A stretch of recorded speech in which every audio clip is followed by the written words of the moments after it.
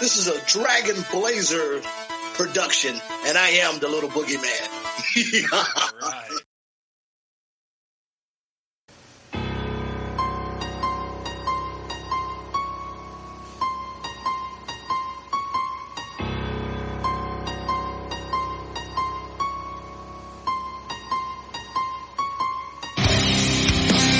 Coming down the aisle, your podcast tag team champions of the world, Boomer and Blaze.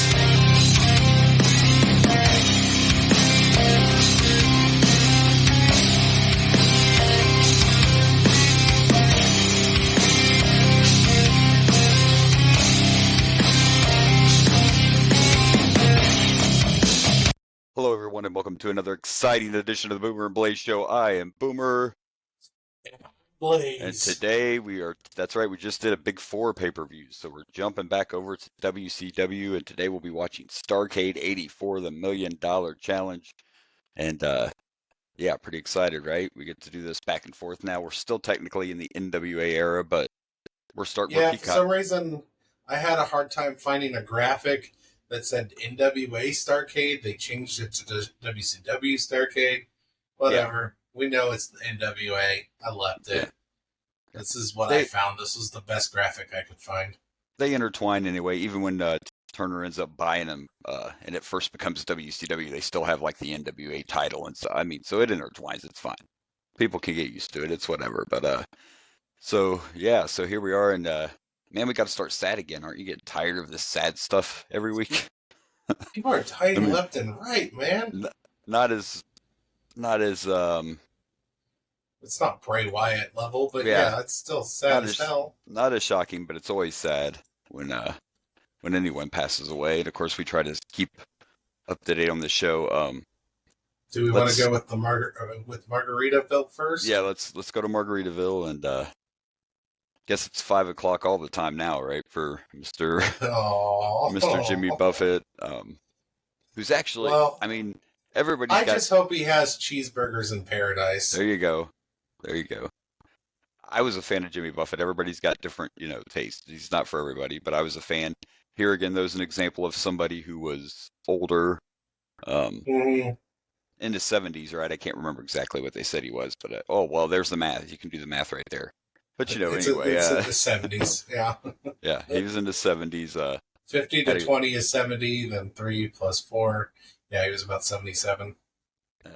Had a very long career, and I'm sure he made plenty of money just off of Margaritaville. I think he made all of his money off of it. He even has restaurants based on. Well, no, they actually restaurants were named after Cheeseburger in Paradise, wasn't it? Yeah. Well, they have bars based off of Margaritaville.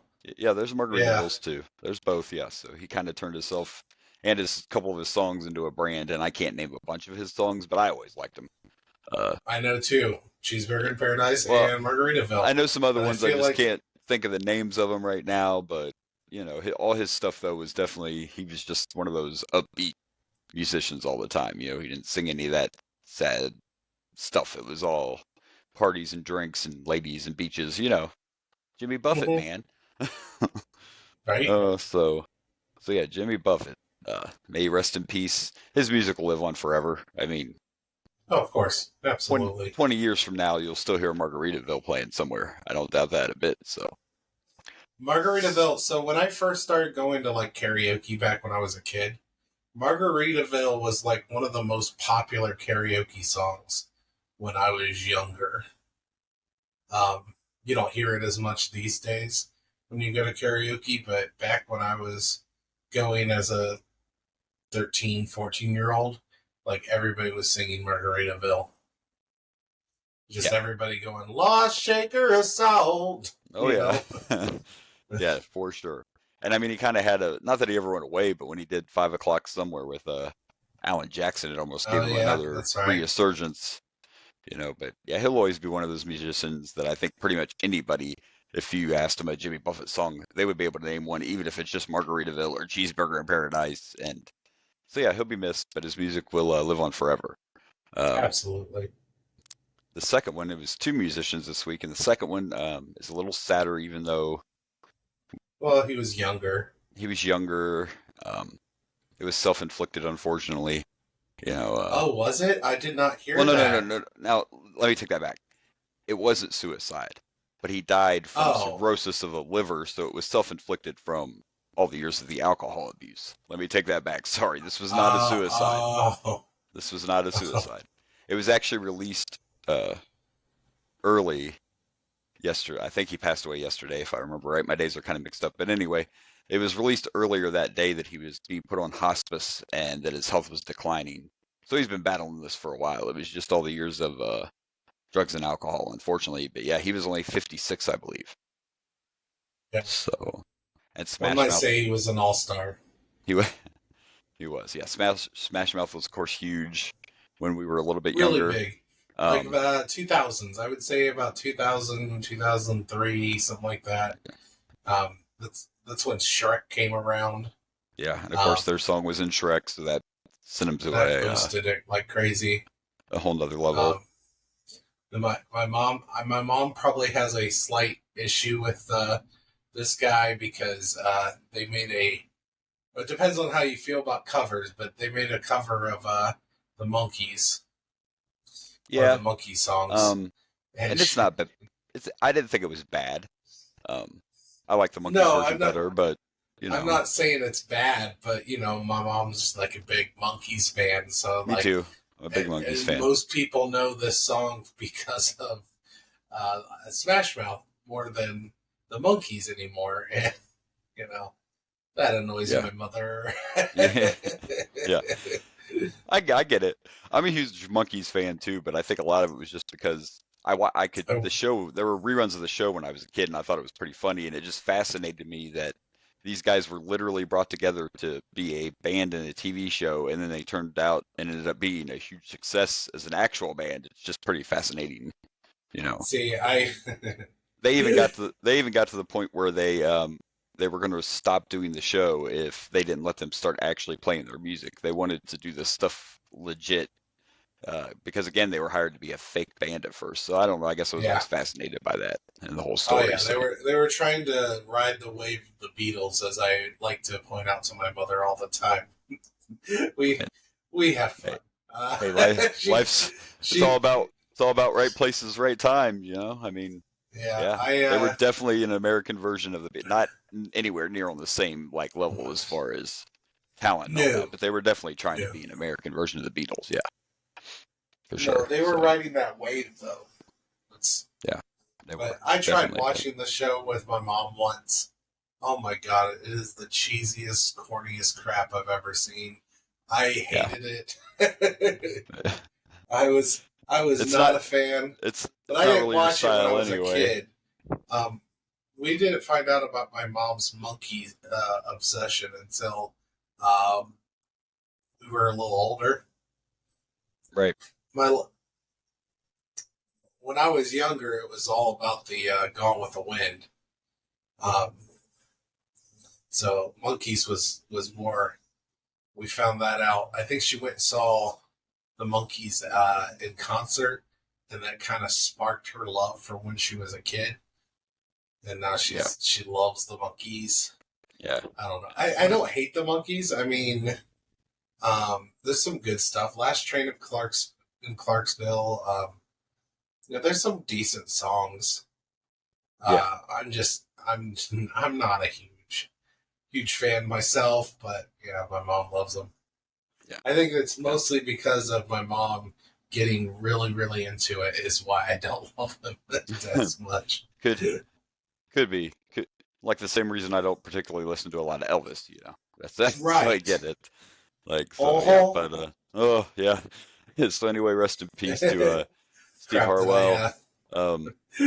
Like I said, when I saw the post that he had been put on hospice, I was like, I think most people know. I used to take care of the elderly, so I know even more that when hospice comes in, that's the end of the road. They're just there to make you comfortable until your time comes. So rest in peace to him, and we can move on from that kind of stuff, right? Since we What do we want to go with next? I'm in the mood to have some fun and some joy for myself. So let's go to the man that got fired on his day off.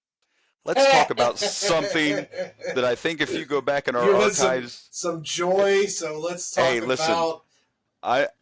Let's talk about it, because I'm just saying that if you go back and listen to some of the audio, I think I might have called this. Not necessarily the firing. I don't know about called. I think you were actively yelling for it. I was hashtagging fire Punk like crazy, and here we go. Yeah. It has happened. There's a lot of stuff coming out now about this situation. I think, okay, so here's the story. The story that's coming out is Tony. The story is that Tony or whoever backstage approached CM Punk and asked Punk if he would tell Jack Perry that using a real glass windshield in a car is a horrible idea for that spot. This is the rumor, is that they asked Punk to do this. And then when Punk tried to do it, Perry said something smart, and Punk reacted back physical, with a physical confrontation. There's a lot of people saying that you fired Punk for this incident, but you sure let him go out there and still perform after it happened. I don't know. That's all the little backstage talk. Regardless, here or there, and even if it was good advice that he gave Jack Perry, the point is he got into another confrontation with a member of your roster. It was kind of a too many strikes situation. Yeah. But I do agree. Yeah, like you said, it is good advice, and I mean, I don't know if Jack Perry should have responded in the way he did, but Punk had a bad habit of taking things too far, and that's what he did. He got fired. Yeah, and Perry, by the way, is also suspended indefinitely, so it's not like he walked away scot-free. He's not going to get fired because it was his first time. But I just think that I believe when Punk came back, you kind of talked about the great promo he dropped when he came back this time and all that, and I was like, I want to play that wait and see game, man. I'm just, and I'm not saying I was disagreeing with you at any of those times. I'm just saying that it was a great promo, and it reminded me, like, we were getting so frustrated and so angry with them. It reminded me, there's a reason I loved Punk. There's a reason I love his character. Yeah. And I'll always love his character, even if his real character, his real self, is should have been a little more straight edge, I guess.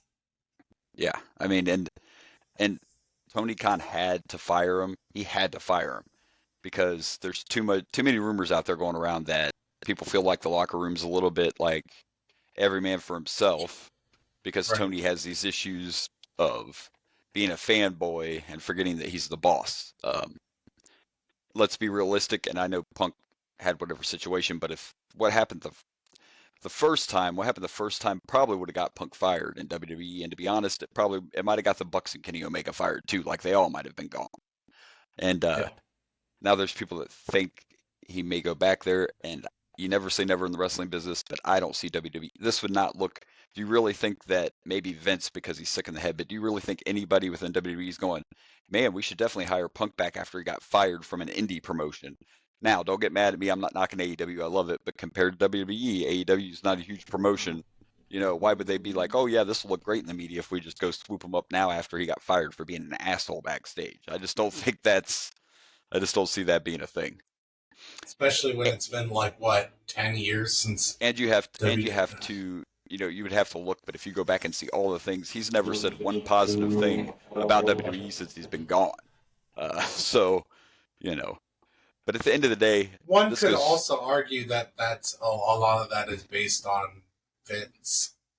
I mean, listen, his complaints could be more geared towards Vince than the whole. When he left the first time, I thought he had a couple of legit complaints. Now, as far as he didn't think he shouldn't have lost the title when he did because he was on that run, that's a little different. But the fact the man had a staph infection, and you still made him perform. They were making him perform hurt, and that's where he started getting mad. Even before that staph infection. Yeah, I've heard this. He was banged up, and the doctors were saying it's fine, go on out. So it was just, but still, it is what it is. This time, though, I think was different, and I think that maybe it was too much too fast because Punk instantly was the man again. Like, he was the number one merch seller, he was. Yeah. I just think it was too much too fast, and it went to his head. And again, going back to part of the blame's on them, you all of a sudden decide you're going to have another show and you're going to split the roster to keep Punk on this show and everybody else away. You know, if you have 300 employees and 299 of them don't like one guy, it's pretty simple math, you know, in any walk of life. I don't care. And by the way, I read today that now they're saying they may not even do a brand split. So that shows you right there that they were just trying to keep Punk away from certain people. You know. Yeah. So I was wondering what Collision would become now that Punk is gone, because that was there's rumors of Punk show. Yeah. Well, the one rumor is they're not going to brand split now, and the second rumor is it's going to be the Bryan Danielson show now. So they're looking at him to be the top draw. Not a bad choice. Not a bad choice on Collision now. So there you go. CM Punk fired. What's next? We shall see. Some people are trying to say TNA right now, and I'm like, dude, I don't know if they have the money. Like, are you kidding me? Like, I don't know. And maybe he will show up at WWE. You never know. Crazier things have happened. You never know. But he talks. You know, as crazy as wrestling is, fans would accept it. But you got to look again at the business side. Like, dude, Tony Khan, woo, he got so booed when he came out before he even got the words out of his mouth. You go out in front of a live Chicago crowd and tell them you fired CM Punk. That's great stuff. Oh yeah, I can't believe he said that on the Chicago crowd. Do you have the other graphic that I shared with you? Yeah, there we go. And he literally said this. I was looking up, up right now. Yeah. He said this on TV in front of the Chicago crowd. Never have I ever felt that my security, my safety, my life was in danger at a wrestling show. Now this kind of circles back to him letting Punk go outright. Like, we don't know what really happened back there. And maybe Punk did get that angry. And maybe Tony was scared. So Tony was probably like, I'm just going to let him go out and have his match and pretend like everything's cool to, you know, de-escalate the situation. I mean, that to me seems logical because a lot of people are like, why'd you let him go out? Well, you're trying to have your biggest pay-per-view ever, and it was for AEW. You need to do what you got to do to keep the situation, you know, under control. And I think that's all it was. Kind of like back in the day when the Ultimate Warrior decided to hold Hogan or Vince McMahon up for money at a pay-per-view literally right before the match. So what did Vince do? He agreed to it to get Warrior out there to fight the match, and then he fired him after the fact. I mean, sometimes you just have to do, you know, what you got to do. And Jack Perry got sent home immediately, and they let Punk have his match, and it was probably the best thing to do in the situation. So yeah. And we won't share the graphic on here, but I shared it with you that someone saw a sign in the crowd on AEW and it said Tony cured cancer, or something to that effect. Like, right. You know, but it seems like it was, and I just think it was a good move for Tony to show that he's in control and to show that no one is bigger than the business. Because when Punk got let go, he was the #1 merch seller in AEW. By the way, number 2 was the CMFTR merchandise. So technically Punk, it was 1 and 2 in merchandise sales. So, but again, at the end of the day, it's the business side. And if it's happened twice now, it's going to happen again. And one person is not bigger than the company. We talk about this guy all the time, folks, Hulk Hogan. And back in the day, guess what happened when he thought he was too big for the company? He was gone. You know, I mean, it's just no one's too big for the company. So. Right. Good luck on your future endeavors, CM Punk. Maybe you could go back to UFC and get your ass kicked a couple times. I don't know. Try that. It went well first time. All right, so where are we going next? Gosh. Look, I said I was going to be prepared today. Did we have anything else with AEW? I mean, I didn't get to watch their pay-per-view. I don't think I wanted to talk about much except for Punk, who also took away from the pay-per-view, so... I don't think you gave me anything else for AEW. We got WWE news, and we have something with The Rock. Oh, yeah, let's do the Rock and Oprah thing. Let's do that. We like to stay current. I'm glad you brought that up, too, or I would have forgot. But you probably know more about it than I do. I mean, obviously, the fact that people are ignorant, but go ahead and shower us with your wisdom of the situation.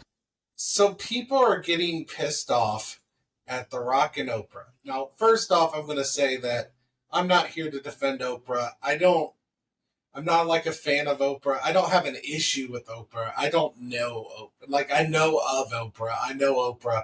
I know her show. I like to, I do enjoy the good old you get a I love that doing the Oprah shtick. Yeah. But I don't. But here's people complaining about The Rock, and that's where I have an issue because we here at the Boomer and Blaze show, I think I can speak for both of us. We love The Rock, and I've talked to a few people that have met him in real life and talked about how great of a guy The Rock is. Yeah. People are bashing The Rock and Oprah because they started a like a GoFundMe or like a charity, or they started a thing requesting for the People's Fund of Maui. To help them rebuild. Asking for donations to help Maui rebuild because of the fires that have gone on in the area. And people are just going off on them. Like, you have thousands of dollars. Why don't you give them money? And the thing is they seem to ignore the articles that say they did donate $10 million. I believe each of them donated $5 million each. Yeah. And sure, maybe they could donate more. I don't know. But people are raging about it. That's not enough. You should be doing more. Why aren't you getting mad at the other celebrities, the other rich people that haven't given anything? But you want to bitch at these two because they also asked for donations after donating $10 million of their own money. Thank you.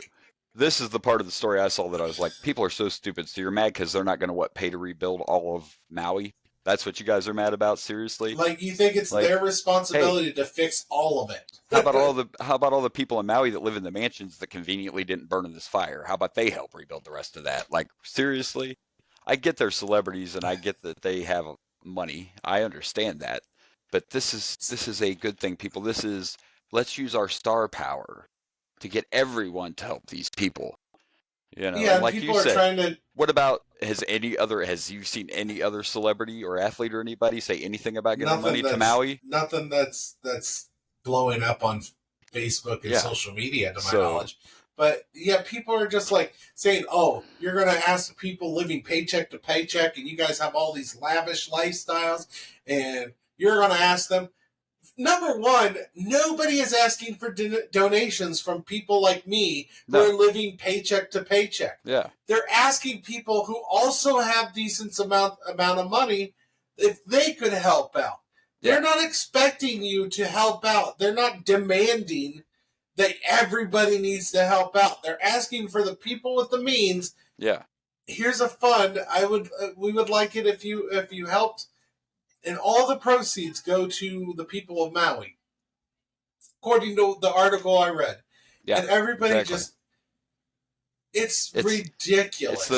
It's those guys, they always, and everybody I see complaining are all trying to say that they're not giving. I even argued with a person online, and I said, the article right there says they donated $10 million. And they tried to rebuttal with, oh, they pledged. It's not the same.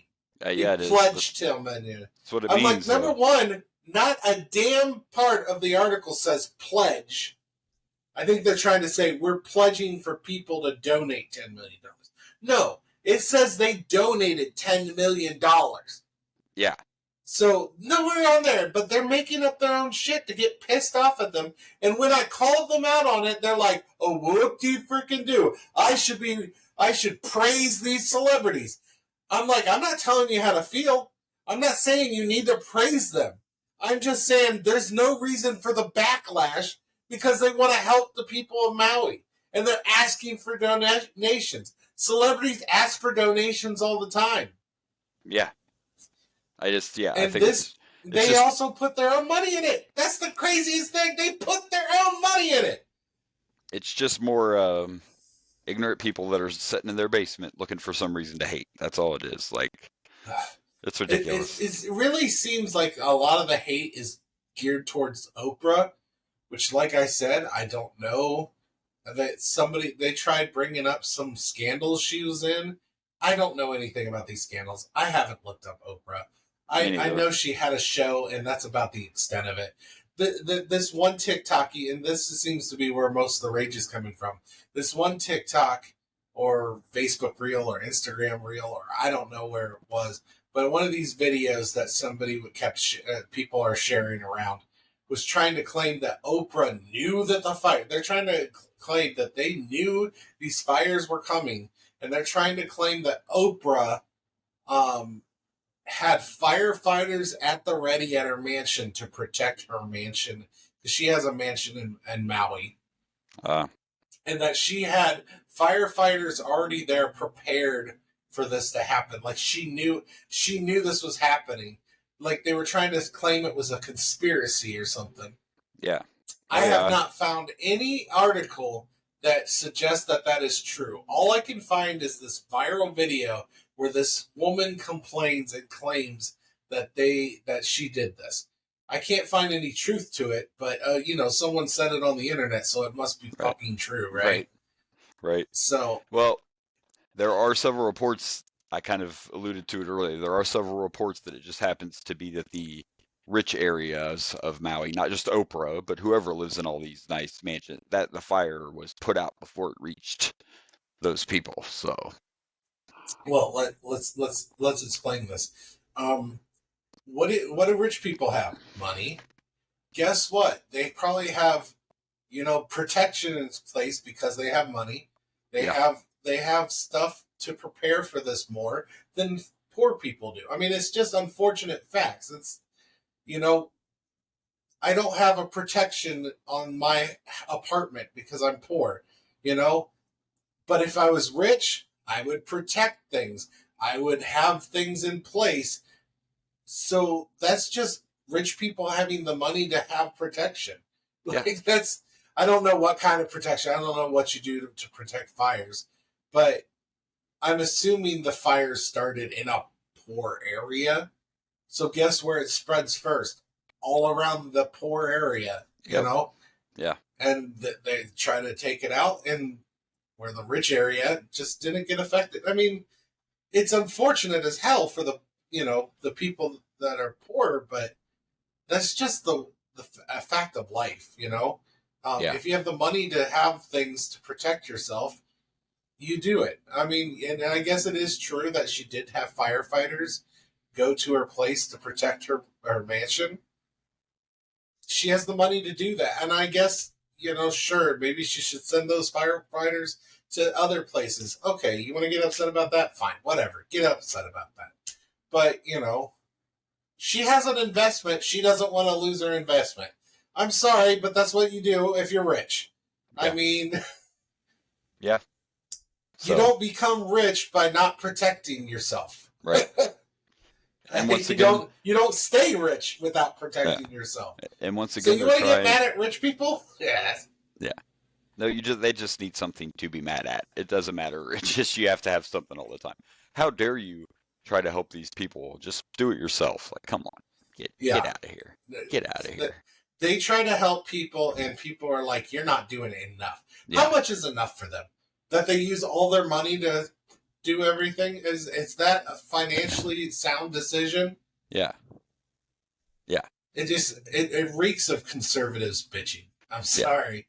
Yeah. Yes. No, you shouldn't be. You're right. By the way, also people tend to forget, and I'm not sticking up for them because these people are way better off than I am. I'm nowhere on Oprah's level, but people also forget, like, if it says that Oprah's net worth is $50 million, that doesn't mean she has $50 million in cash.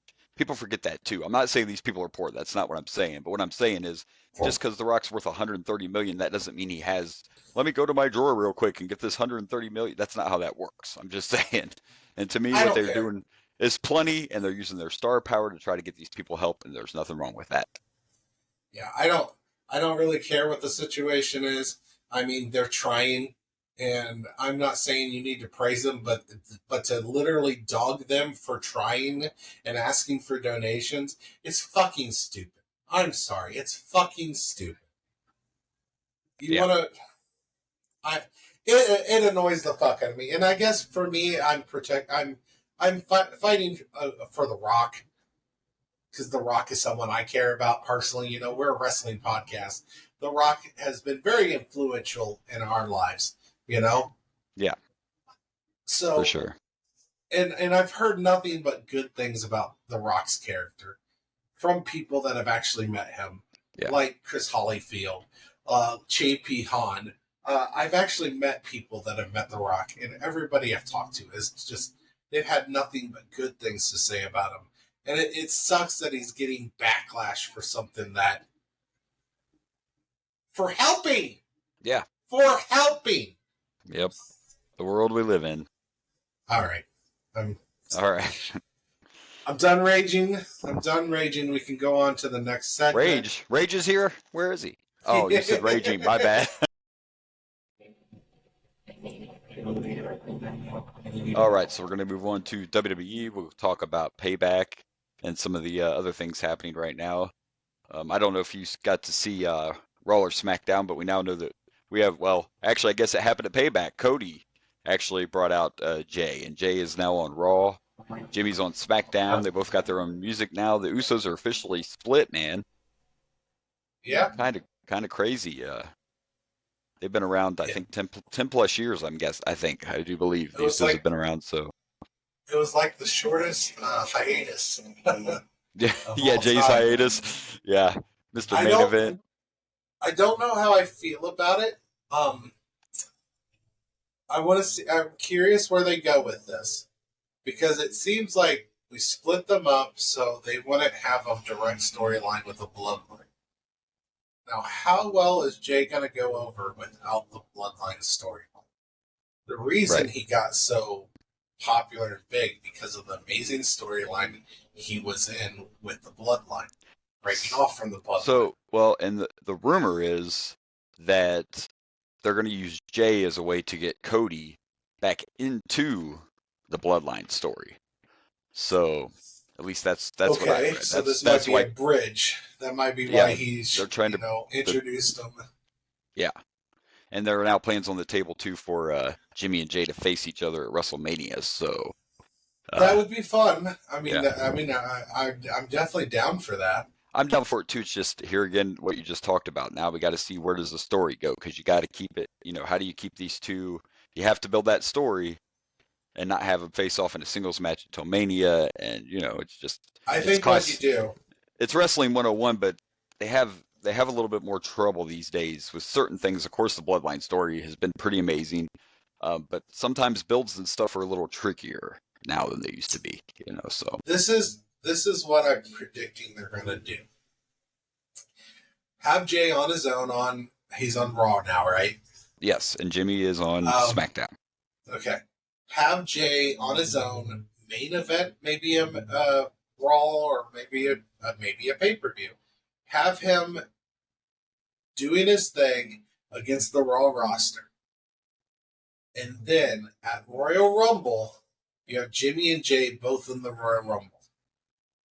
And then you have their, like, Jimmy attack Jay, and then you have this confrontation during the Rumble. Have Jimmy throw Jay out. Have them be at the top, the final four. Yeah. And Jimmy tosses Jay out. Obviously, I don't suspect, especially if you want Jimmy versus Jay, my guess is you're not having either one of them go into the title picture. So you have them be the two of them that are taken out, and then whoever you want to have is your final two, do whatever. But you have Jimmy take out Jay. Then you have them. That's when the feud starts again. Yeah. Have them feud at the Rumble, and then you start your road to WrestleMania match. Yeah. Build it up. Definitely. Keep them away from the Bloodline until the Royal Rumble. I think that's what you got to do. You got to establish Jay as this main event star. Yeah. Yep. So it'll be interesting to see how they handle it. The Rumble might be away because I have a feeling that Cody will probably win the Rumble again. That's just a feeling I have. Not. So maybe I really hope not. I mean, if they're planning on it being Cody and Roman, that's just kind of. I mean, you do have the other title now, though, so you could have someone else. We have another title, and go for the other title. So I prefer that. I prefer the winner to go after Cody, and then you find or not Cody. You go after Seth Rollins or whoever the champion is at the time. You have them go against them, the Rumble winner, and then Cody can get into the main event a different way. There you I'd go. Be I would be disappointed with Cody winning twice in a row. I don't think Cody's at that level. He's not Shawn. He's not Stone Cold. I like Cody, but he's not that kind of main event star in my... Well, maybe he is. He is and he isn't. I just don't want it. I don't want another... Right. Well, let's talk about Payback. I unfortunately didn't get to see all of Payback. I did watch LA Knight. Of it. I did watch LA Knight versus The Miz, was seen as the guest referee. I like that we had a little moment there between LA Knight and John Cena. I'm just saying, I know that they're technically both baby faces, but sign me up for that feud right there. I may not be a huge Cena fan, but could you imagine the promos between LA Knight and John Cena? Like, take my money. I think you make it a triple threat. It doesn't have to be babyface versus babyface. You have it beat John. I mean, right now that's kind of where they're going with it. Triple threat: John Cena, LA Knight, and The Miz. And I mean, The Miz is great too. So, one of my favorite parts is Miz looking at John Cena. You're 50 and you still dress like a fucking Teletubby. Yeah, you know, Miz is probably going to be, even after he retires, Miz will probably be very underrated because Miz is actually one of the best in WWE. I've always loved Miz. Miz is a great heel, and Miz doesn't mind. Like, if you look at his record this year, he's hardly won a match, but the Miz realizes that wins and losses aren't what matters. You know what I mean? Like, there's a reason the Miz gets TV time. Miz can be like gone for a couple months, and then all of a sudden they throw him right back on there, and he still gets heat. You know, he's Miz one of the best heels in the business, and I love him. Hands down.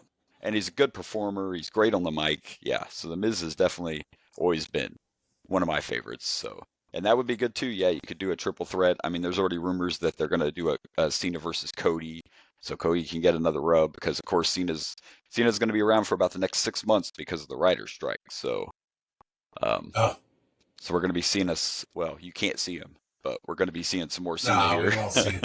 We never see him, but you know. And I'm fine with it. I didn't get to see the match, but I find it interesting that Ray kept the United States Championship. I was kind of calling this. Austin Theory lost all his momentum, and yeah, I mean, yeah. And here we are. You know, I still think that they messed up at WrestleMania. I think if that moment at Mania, if they would have let Cena beat him and then continued the feud and let Austin win it back a dirty way, I think that would have helped him more. And I'm not saying WrestleMania is what buried him, but he definitely lost momentum after WrestleMania. Just saying. Cena came out with a Special Wish Kids, and you beat him. What are you doing? I loved that. I'm sorry, I loved it. We talked about that. I know. I think, again, I'm not saying Theory can't go somewhere. I think he just got stale. And at least you got to applaud Triple H for giving it a shot, right? Because we all know Theory was actually Vince's. That was Vince's. Yeah, I don't. You know, I don't think Triple H looks at Theory the same way Vince did, and that's why he's not. I don't think it's so much that he lost momentum at WrestleMania. I think it's more Triple H just isn't as big on Theory as Vince was, so therefore he's not pushing him like Vince would have. Yeah, I think he needs some change. He needs to refine. There could be potential there. I've been wrong. I have a great track record of saying people are horrible and they end up being great. So I've been wrong before. So I'm not saying there's not potential, but just for me personally, I'm not everybody. I never connected like Austin Theory does nothing for them. You know what I mean? Like, there's just nothing there. I don't care to watch him. I'm not excited when he comes out. I'm not even mad when he comes out. I don't even hate him like I should hate a heel, if that makes sense. You know what I mean? Like, he doesn't have the proper heat. I just don't care. Like, I just don't care. Nothing makes me go, oh, great, an Austin Theory match. So, you know, but I am interested to see where it's going to go with Ray having the U.S. title. It'll be interesting to see if he loses it to Dom eventually. I know Dom right now is the North American champ. Look, you got the Judgment Day's just dripping in gold, buddy. They got all the gold. Oh, drip, drip. But yeah, you know, we got Got Judgment Day dripping with gold everywhere now, right? As we have. Yeah. And you know what else they're dripping with? Oh, man, I forgot to make. I was going to turn Money that in the JR, and bank. of course he got his new one, Yeah. Senior Money in the Money in the Bank. bank. What's the guy's name that's been involved in the Judgment Day lately storyline? J.D. McGuff or whatever his name is.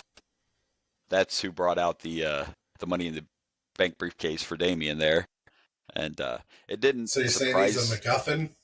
Yeah, it didn't really surprise me that they beat Kevin and Sammy because Kevin is actually still legit hurt, and I saw highlights from that match, and I'm like, wow, how did he go out there and do that stuff? Like, wow. And I mean, this makes sense because they're trying to make the Judgment Day the new Bloodline story. They're trying to make this the story everybody wants to see. Um, I'm disappointed though that we still haven't split the tag titles up. Can I just make that a side note? Like, I'm still kind of, are we going to have two Yeah. sets of champions, or are we just going to stick to this? Like, either split them up or make a new belt so we just have one. But anyway, Yeah. gold everywhere in the bloodline now, and I'm still interested to see where this Money in the Bank goes. I was actually kind of shocked. There was a part of me that thought Shinsuke might win at Payback. I'm not upset. I would have been fine either way. But I was kind of shocked, especially when they said Great Muta was spotted there. I was thinking, oh, are they going to, I know Muta's retired, but in my head I'm thinking, is Muta going to help Shinsuke win? Like, is this But no, Muta just wanted to check out some wrestling. That's all that was. He just wanted to see, how it goes. And as crazy as this sounds, that's the reason that tag team match was also made a street fight. And a lot of people are like, well, what do you mean? Well, look, it's easy. It's a little easier to pull off some crazy stuff without injuring somebody in a street fight, even though that sounds ridiculous. But it's true. I mean, it's the way this works.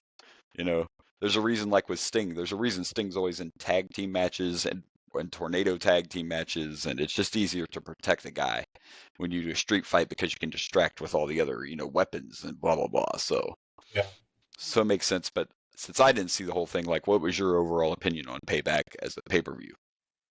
It was good. I liked it. Good. It was a good pay-per-view. I heard Trish and Becky put on a hell of a show. I haven't watched that one yet either. Yeah, they were. In fact, they killed it. They were. That was probably the match of the night. Yeah. It was really good. My friend even suggested that might be one of the best cage matches we've seen. Oh, there you go. I don't know. There's a lot of great cage matches, so I don't know if I agree with that, but it was good. It was damn good. It was a really good cage match. And you also had the, what's the name of the girl that's with Trish? The girl that's with Trish. The girl that's been coming out, her super fan.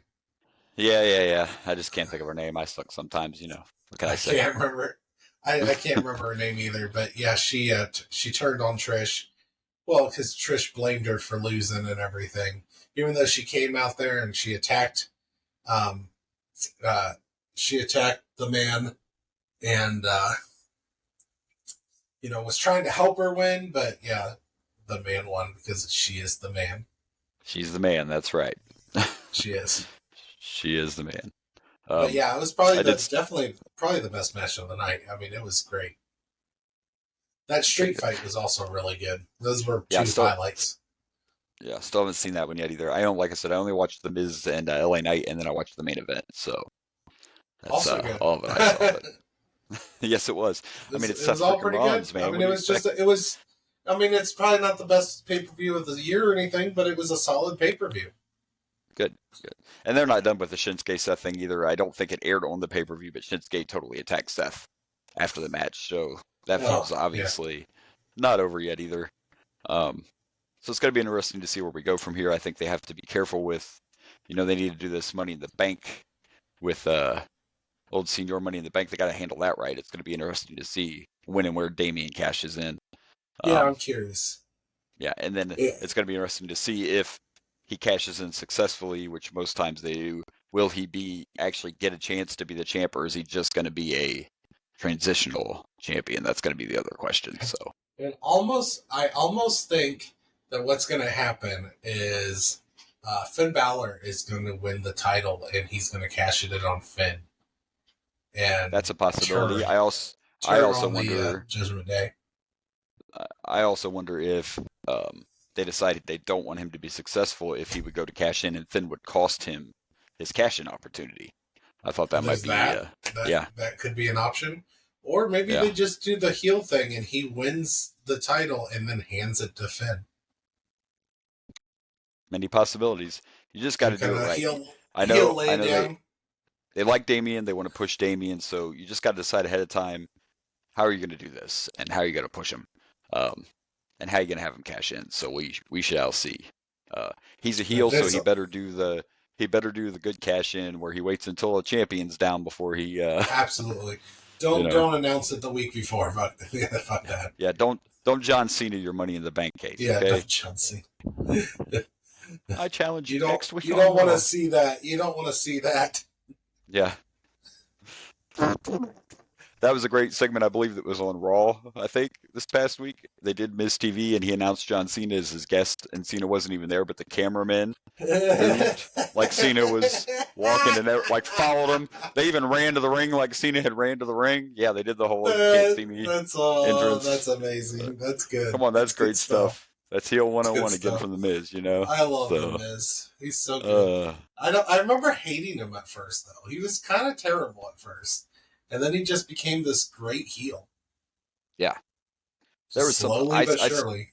I started liking him when he got with Morrison back in the day originally. There was something about Miz and Morrison. Mm-hmm. I loved them as a team, you know. That was when Miz was still doing the chick magnet thing and he would have a hat on and stuff. Yeah. I like that Miz. And I love his it's very, very teacher or childish when my hand goes up, your mouth goes shut. I love that shit. So good. Yep. It is. The Miz is outstanding. All right. Well, do we have anything else? I mean, we have one other thing. But... I don't. Oh, yes, we do have one other thing. But I think other than that, we are good.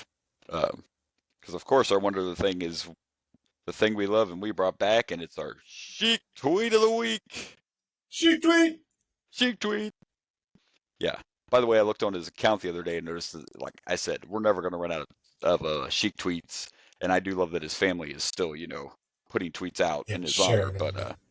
But anyway, this one is definitely a reference to the Bengals, not the football team, the group, the Bengals. Because the Sheik Tweet of the Week is, it's just another Manic Monday. I wish it was beat the fuck out of Hulk Hogan Day. That's my fun day.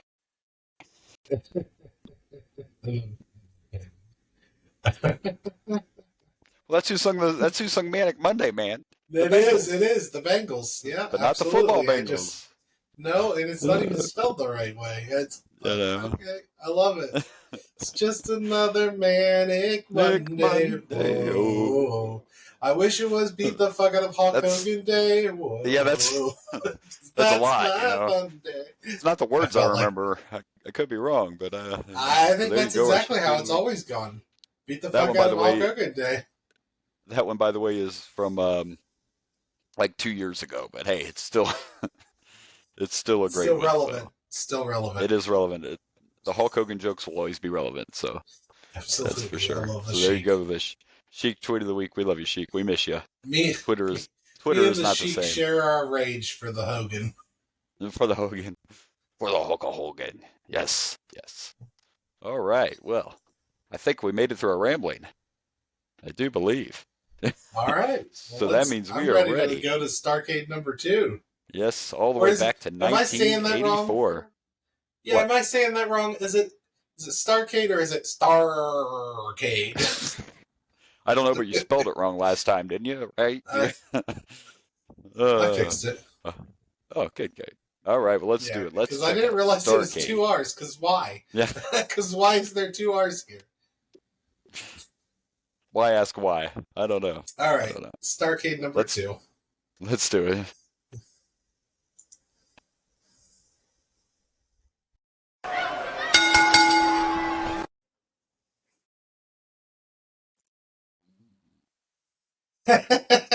Oh. Sorry, we're recording. My bad. We had a match? Look, we're going way back, so the stuff's going to be, some of the stuff's going to be what it is. and I like to feel like I'm an encyclopedia of wrestling, but I don't know either one of these guys. But here we are back. Your favorite commentary team is back for Starrcade 84. No doubt about it. No doubt about it. And the drinking game has commenced. He said it twice already. I'm starting to get tipsy. Yeah, I would join you, but I have to work, so I don't. Anyway, yeah, Starrcade 84. They showed us what happened last year at Starrcade for some reason between Flair and Harley Race, and then we got this match, and it was Denny Brown and Mike Davis for the NWA Junior World Heavyweight Championship. Yep, and yeah, no one cared. I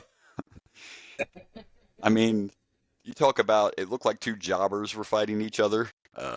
Neither one of them had any kind of identifying marks on any of their gear, not a letter or nothing on their boots or their trunks. They both just like Denny was in all purple and Mike had like blue trunks and white boots, but that's it, like nothing to stand out. I was telling you off air that people think there's too many titles now. Wait till you check out this pay-per-view with like 7 titles on the line because the NWA had titles for everything, including Brass Knuckle Champion. Think about that. So, but yeah, hopefully this whole thing isn't going to be like this because this just wasn't good. This reminded me of maybe the kind of the origins of professional wrestling, like something you'd see at a carnival, like even ASWA, which you can watch locally around you, is better than what we just saw in this thing. And then the ending was so maybe we've seen finishes like this before, but Mike Davis hit Denny Brown with like a back suplex into a pin, and you're telling me that the ref looked at the guy, he counted the champion and down instead of the other dude in, but both of them had both shoulders down. But it was a title change, so I don't really know what the hell that was. I guess to extend the story, I don't know. But yeah, this was not good. I don't know either. I just work here. Yeah. When they showed the replay, I thought maybe we'd see, Denny Brown was the one being pinned by Mike Davis, and I thought maybe we'd see that Denny's shoulder went up, but it didn't. Literally, the ref was staring at Mike Davis the whole time and counted his shoulders down. So that's how that ended.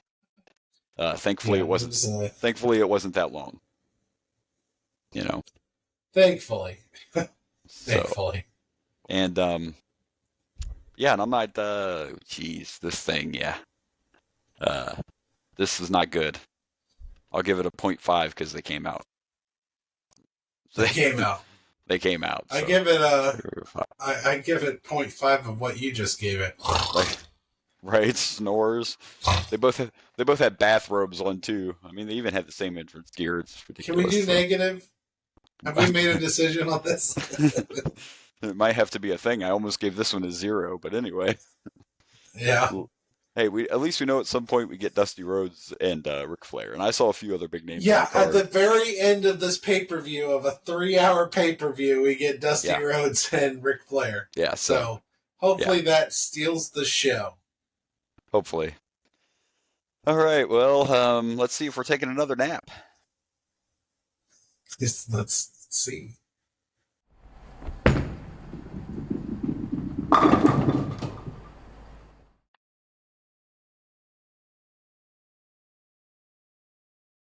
Yep. Another match. Another snooze. No question about it.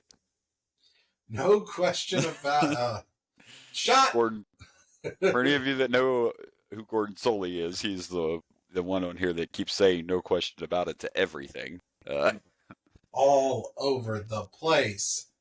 We have to try to look at it like there has to be one or two that are going to be something, right? I mean, there's like 10 matches, so something has to be, but here again, it was just two. Okay, I guess the one guy looked a little different because he was, Mr. Ito? So. What, because he's Asian, he looks different?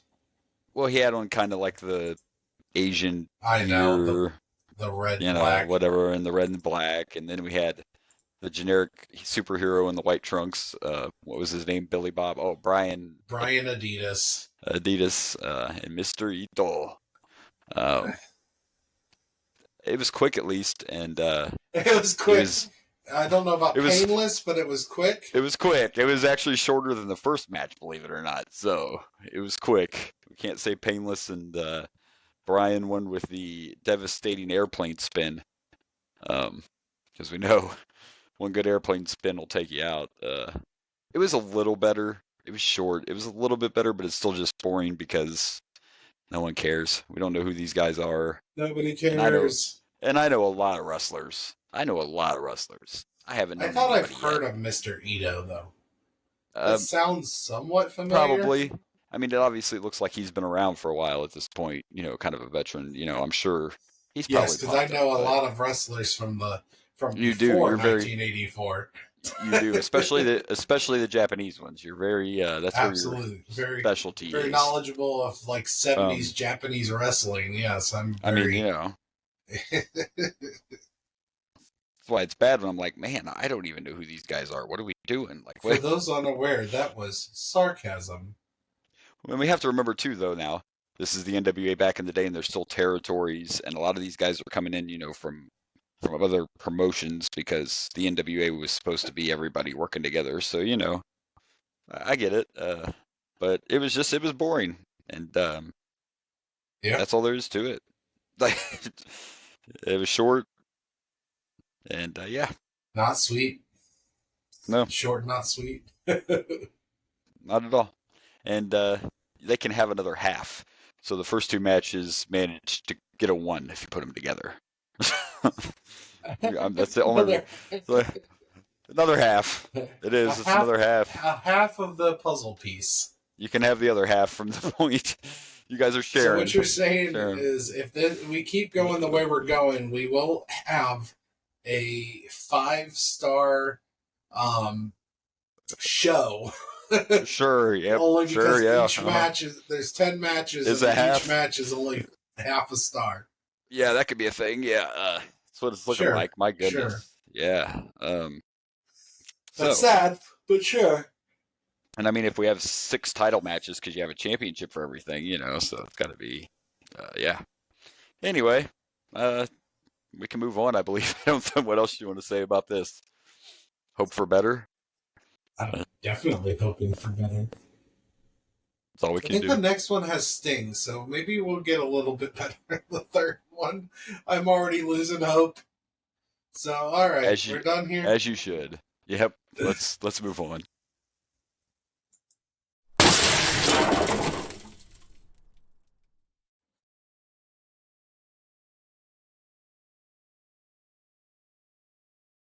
Okay, so our next match is for the NWA Florida Heavyweight Championship. Do you have to be from Florida to win this title? Is that, I don't know, is that the champion? You have to wrestle at least 2 Gators before you can wrestle for this title. The champion is Jesse Barr, and the challenger is Mike Graham. I've actually heard of Mike Graham. I don't know a lot about him, but other than he looks like a 70s porn star. I mean, that's the nice way to put it. I put it in a different way. And you had 12-year-old Earl Hebner as the referee, so he was in there. And unlike the Mercy from the first 2 matches, this one was way too long. Those 12 minutes. The audacity. Those 12 minutes felt like 20 minutes. And I know I got to remember it's still the 80s, but we've only watched Starrcade, but there's not ever, it seems like it's, we have a really great main event to sell this pay-per-view, and then we're just throwing what we can together on the rest of the card. And it's not just about whether you know them or not. Like, no one's had any kind of personality yet. Like, they're just dudes out there fighting, and there's just no, There's a reason Flair and Dusty Rhodes are your top stars right now, because they have personality. And that's my point. Like, hello, people. Dusty Rhodes didn't get over because he looked like the Incredible Hulk and he was an amazing athlete. You know what I'm saying? Like, right. He had character and he knew how to connect to people. And so far, we've had like no character, none. It's been rough. No, it's been very rough. It's been rough. This one feels rougher than the first one, and I don't know why. And then after this match, which by the way was won by the champ, right? Yeah, the champ retained. Jesse Barr, yeah. But he also used the ropes to get the pin, so I guess it's okay for the babyface to. Hey, you know what? As a lover of heels, I appreciated the controversial ending of him cheating by using rope leverage. Yeah, like the match before this, it just had a goofy ending that should have never happened, and it was controversial. And now you have this one where someone cheated, which makes a little more sense. So it's another controversial ending. And then they just did this weird, like Peacock needs to work on some transitions, because then they just cut to this middle of this chaotic beatdown of Ricky the Dragon Steamboat. It's not just, that's not Peacock. I don't think that's Peacock's fault. Oh, it's probably WWE's fault. You're correct. That was NWA's fault, because you could have had the announcers like, well, this is what happened. No, they just cut to this scene, and we're both from their show. We didn't know. Yeah. It's like, we're like, is this a match? But the only reason I knew it was not because it was a different ring and stuff, so I knew it wasn't happening at the pay-per-view. It was just a very weird transition. But Ricky Steamboat is on this card too. So see, we got some people up at the top. We just have to get through the 75 preliminary. Yeah, they're all at the end of the show. We got here through the 75 preliminary matches here before we can get to the ones that we actually care about. We've gone through 3 matches and we've only gone 32 minutes into this damn pay-per-view. Yeah. It's been rough. It's been rough. I'm going to continue my trend, even though I don't even know if this guys deserve it, but you guys get a half a star for putting us out of our misery when the match is over. So there you go. I'm actually giving this 1 feats of boredom. Oh, 1 feats of boredom. 1 feats of boredom. Because they lasted 12 minutes? No. I'm giving it a 1 because the ending was a little more exciting than the other 2 matches. It may have been boring and longer, but there was flashes of something. I don't know if it was good, but there was some flashes of something. You know, there was a little bit more of a story told. Even though we I made fun of the feats of strength, but that was a little more of a story at least. Yeah, at least there was some context to the match. Yeah, I mean. Yeah, and then the end where he cheats and uses the ropes, you know, that gave it a little flavor. Yeah. You know, heels being heels, and you know me, I love my heels being heels. Oh, so, yeah, for sure. I think 1. Only giving it a 1. It's not like I'm praising the shit out of this match, but right. I feel like it's slightly better than the first 2, which were just like flashes in the pan. I can't argue with that. I can see your point for sure. I think they just went too long, and I was like, oh, I don't even care anymore. Right. Understood. So, I get it. Old school. It's what we have to do, kids. You know, it's what we're doing. So. Yeah, exactly. All right. Well, hey, you know what? Next we have a tag team elimination match, so maybe we'll get some entertainment at least. Yeah, I do like a good elimination match. I'm all about an elimination match, so let's see what happens.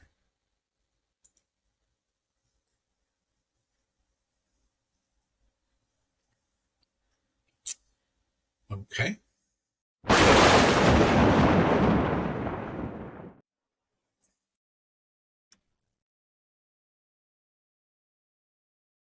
All right. Well, at least finally they gave me a little something. I'm not going to say this is a 5-star match, but I finally feel like at least we got a little something out of this show. Of course, usually tag team matches, you're going to get some pretty good entertainment. It was an elimination match, and it was a bunch of people with some character to them. Now we're getting somewhere. I didn't feel like they all came off Wish, you know, even though the one guy kind of looked like Mr. T. Wish didn't exist back then. No, it didn't. But at least it gave us a little more excitement. You had a point where, you know, everything broke down and all the men were in the ring. I mean, at least I felt something. I guess just because it's been so, it was nice to see something that at least kept my attention for the most part, you know. Right. As rough as it's been. And of course, we got a little confused at the end, but what had happened is, and I'm not even going to try to mention all these names. I don't know. It was Assassin 1, and what were the names of the other guys? Buzz Tyler. It was the Zambui Express. And then the Zambui Express, yeah. So Buzz Tyler and one guy from the Express were on the outside, and they were actually the legal men, so they both got counted out. And then the other guy from the Express and the Assassin kind of did a spot where they ended up hitting each other, like head on, whatever, double run into each other. And the guy from the Express goes down, and the Assassin's leaning against the rope, and the ref isn't looking at his partner, just pushed him, so he fell right on the guy. and they got the 1, 2, 3. So it was kind of a little bit of a creative finish. And I like guess I said, I was a little disappointed because I was like, "Oh, cool, an elimination match. This might drag a little bit. but it was This still might, another. Yeah, we got another short. slow an elimination, then 2-on-1." No, it's like all the eliminations happened all at once. Yeah, kind of back to back. I was kind of hoping for the same thing, but I kind of thought when I saw how long the match was, I'm like, yeah, I don't think we're gonna get it exactly what we're hoping for. I try not to look at the time and how long we got. I'm Yeah. trying not to look at who the winners are. I'm trying to even though I gotta keep, and I can't just this isn't where we are in WWF where I can just, oh, I know these guys. I know who Yeah. I'm looking for. Yeah, Like I have to look at the cage match or whatever so I can find all the names and how to spell them. Like the hell, Yeah. Zambui Express? What the fuck does that mean? Yeah, exactly. Yeah, it's a little different for sure. But it was a little short. It wasn't everything I wanted, but it's the best one I've seen so far. So I am going to give this 1.5 assassins. I'm gonna go with this gets assassin number 1. Assassin number 1. Because I don't think it was better than the last match. Gotcha. I don't think it's worse than the last match, but I mean it was kind of short, and I guess the ending was a little more interesting. Yeah. But yeah, I'm going to stick with 1 here. Gotcha. And then we let it play for a little bit because Peacock did not break this pay-per-view up in between normal, so we have to decide when to stop. So we went ahead and watched a little promo with Dusty, which was good. It was Dusty being Dusty. Dusty was always good on the mic talking about tonight, because not only is the NWA title on the line, there's also $1 million on the line, and the legendary boxer Joe Frazier's the referee of the main event. So we have that to look forward to, and yeah, let's hope we can just keep doing it steady. And I am kind of looking forward to that. That actually, like, this main event is something I am looking forward to. I'm shitting all over this pay-per-view so far, but the main event, I mean, I never got to see a lot of Ric Flair. I never got to see a lot of Dusty. They kind of were like quick flash in the pans in WWF from what I've seen. Yeah. I mean, Ric Flair has I've got to see him more later in life, but I didn't get to see young Flair. Right. So this is actually exciting Flair's for me. Second run in WWF was way more than the first time he was there. Yeah, he was only there about a year that first time. Yeah. So yeah, so it is exciting and it's going to get better. This is just the times it was, and at this time, I mean, the crowd, like, they were definitely into this match. They were into the last match. I mean, it's just the times change, and sometimes you go back and watch this stuff, and we're just like, so yeah. All right. It seems like they're just like rushing through all these jobber matches. It's like they put too many matches on the card, because that's what happens. We're only 42 minutes in, and we've already watched almost half the matches. Right. And we still have over 2 hours left. So it's like they just got to get through these, and then we're going to have some more quality, better matches on the second half. At some point. Yeah. Yep. All right. Well, it looks like our next match is for the Brass Knuck Championship. Oh, man. All righty then. That's a championship? Okay. It is in the NWA. It is. Let's see what happens. Here's the cover. Can he do it? Kick out at 2.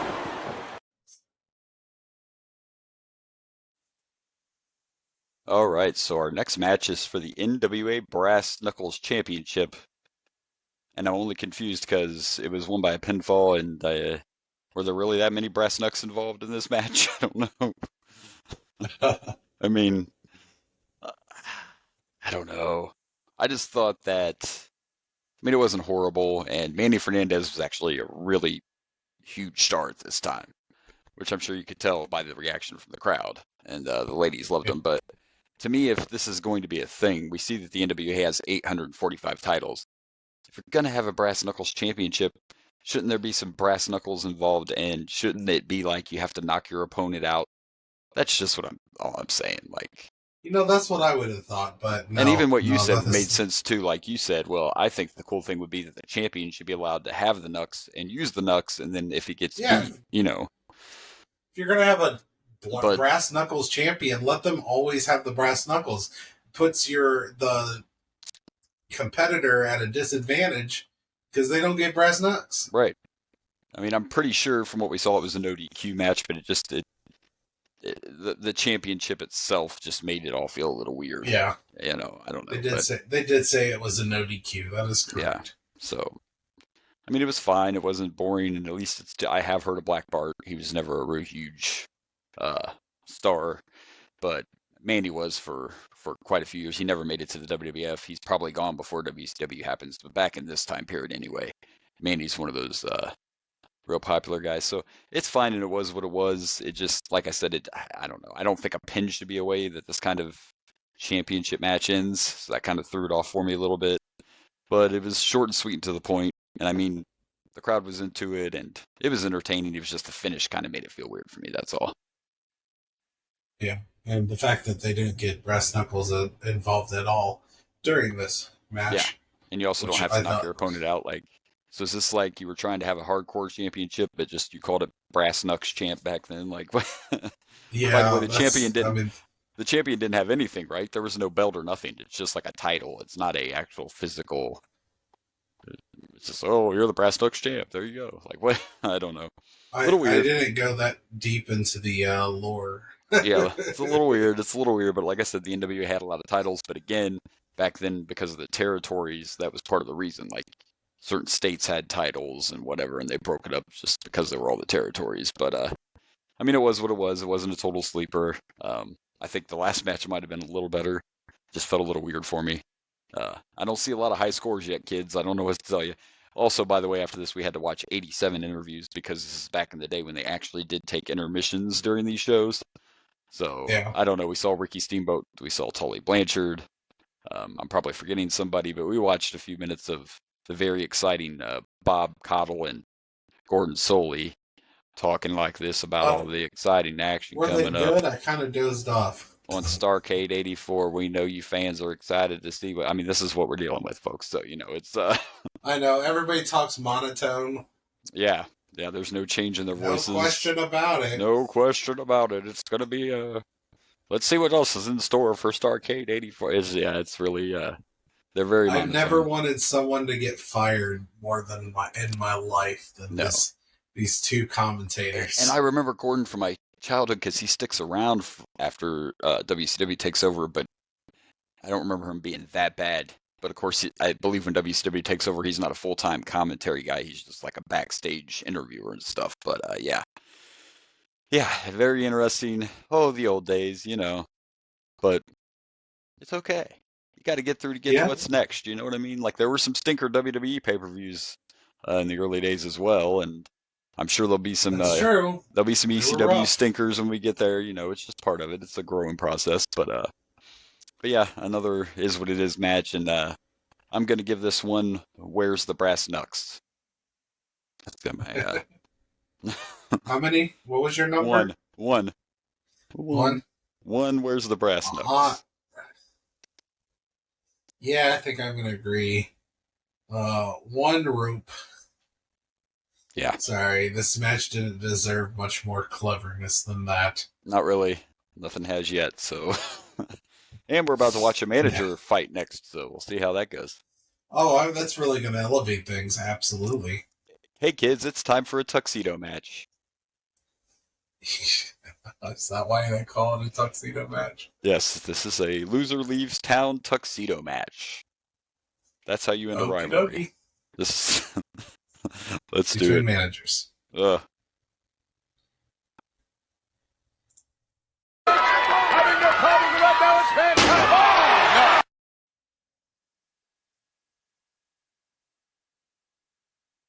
no. All right, so I guess we should mention before this next match, it's actually the first time tonight that we get two entrances, and we get music too. How about that, huh? Hey, and we're moving on something that's somewhat exciting. I guess for a manager. Yeah, we got Mr. Manager Paul Jones taking on the Boogie Woogie Man. Jimmy Valiant in a tuxedo match, and here again we have this stipulation that didn't. You still had the pinned guy to win, so I don't even know what the point was. Jimmy Valiant didn't wear a real tuxedo; he wore a tuxedo shirt, which is great, but I don't really understand what the point of making this a tuxedo match was. I'm guessing there was a story going on in the weekly show, and then yeah, and it was also loser leaves town match, so Jimmy Valiant is out of here. Wonder if Charlie Brown will show back up, but that's a different episode there. Well, nobody knows who he is under that mask, so I don't want to give it away. Wink, wink. Wink. Yeah, there is probably the beard doesn't already. Yeah. My guess is there's a really good story behind this. We just don't know it because we haven't been watching the weekly shows. It was a good spot, especially with a long card. It was for an entertainment purpose, and that makes sense. Sometimes you just want to give the crowd something to get them into it and entertain them a little bit. And Jimmy Valiant was super popular, obviously, and I don't think anyone expected the manager to win this match, but he did with a little help. With a little help from his friends. From my friends. Got by little help from my friends. That dastardly J.J. Dillon out there for no reason helps Paul Jones win, and Jimmy Valiant's going to have to pack his bags and head on down the road. Where's Muttley? Yeah. This guy, he's got a million of them. So, I mean, again, I hate to sound like a broken record with a Starrcade, but I mean, this wasn't horrible. This was what it was. It was entertaining. There were some funny moments. There was some blood. So, I mean, all that, I guess, makes it pretty decent, Yeah. I don't know, but I'm only going to go 1.5 tuxedos on this one. I still can't get out of that ballpark, man. I have to be a little fair. It wasn't a 5-star match, but it was entertaining. It served its purpose. So, I mean, it could have been worse. It wasn't the worst. There was a gimmick to it. They had more unique looks. Well, I mean, they were all tuxedos, but still. 1.5 sounds like a good, sure, Jimmy Valiant, woo, I guess. Boogie woogie, woo woo. I'm sure that our small amount of fans are like really disappointed with us. It's like, I was expecting you to love Starrcade 84. I don't know if that's what they're saying, but maybe that's what they're saying. We're just shitting all over this pay-per-view. Honestly, as of right now, I'm thinking the first one was slightly better. I feel that way too. I really do. I feel like this one is. I don't think it was as boring as this one has been. Yeah. I seem to be remembering it the same way. So. All right. Well, let's get on to the next match. Let's do it. Here's the cover. Hook of the leg. He did it. He did it. All right. So the next match is for the NWA Mid-Atlantic Heavyweight Championship. And it's the Outlaw Ron Bass against Dirty Dick Slater. At least I know these two guys. So there's that. This dude's name is Dirty Dick? Yeah, Dirty Dick Slater. Dirty Dick Slater. Yeah. Yeah, you weren't thinking of something, were you? Nope. Nope. And of course, not at all. I don't think Ron Bass is really calling himself Outlaw Ron Bass yet, but he will when he goes to the WWF. We're actually going to see quite a bit of Dick Slater. I think he leaves for a while, but he ends up back in WCW like years down the road here. So we will see him again. But I mean, it was fine. I'm not trying to crap all over this pay-per-view, but it is what it is.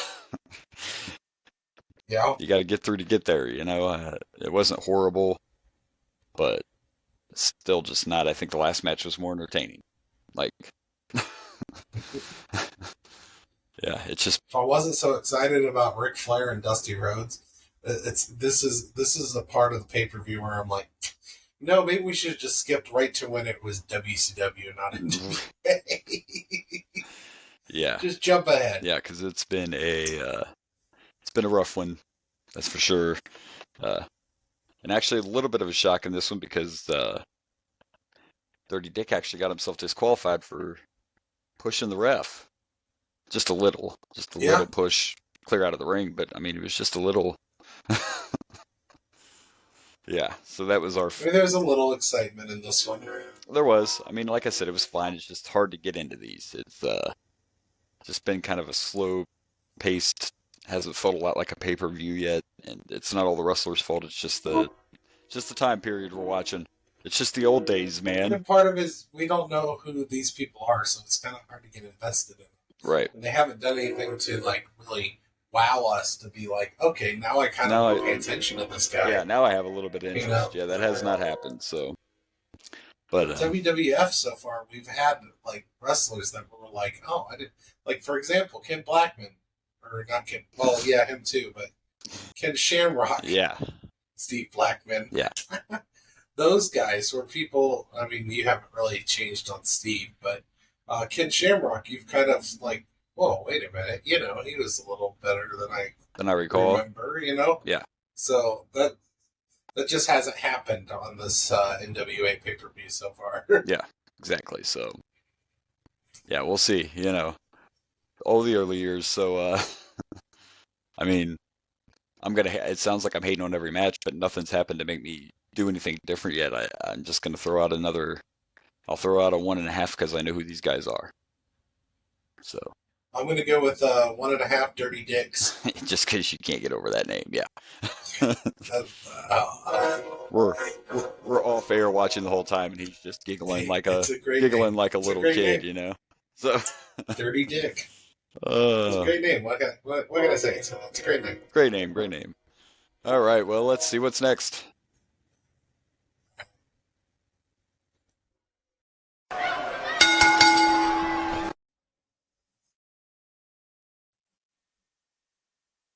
So before the next match, and I don't know if this is because they had took the intermission or if I think they just did this to throw a little more heat on the bad guys in this next match, but we got the Star Spangled Banner, I believe is what they played, with the giant American flag.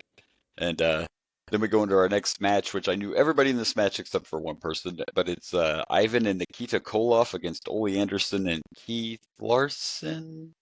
I don't know. Right, Keith? That was his name, right? Keith Larson? Yes. Yeah. I don't know. I don't even know if that's the right guy that I got in there, but well, I don't either. We're going to say it is. We're going to pretend it is. It looks like a mugshot though, but yeah, I think the picture I found was "Where Are They Now" or something. So yeah.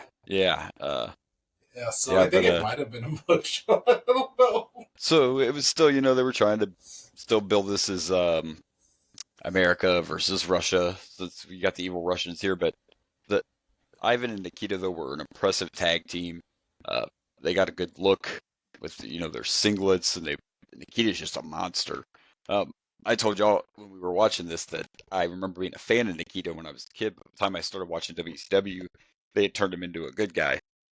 But I just thought he was always a monster of a man, and he had a hell of a clothesline he used as a finisher. So I was a fan of his back in the day. But this, again, the tag team match seemed to be doing better. I mean, this was hard-hitting. The crowd was super, super into it. They were throwing trash in the ring before the match even ended. I mean, the crowd was eating up every bit of this one here. And Ole Anderson's a tough man. I'm just saying. And I don't know if you've watched any of the my Twitch stream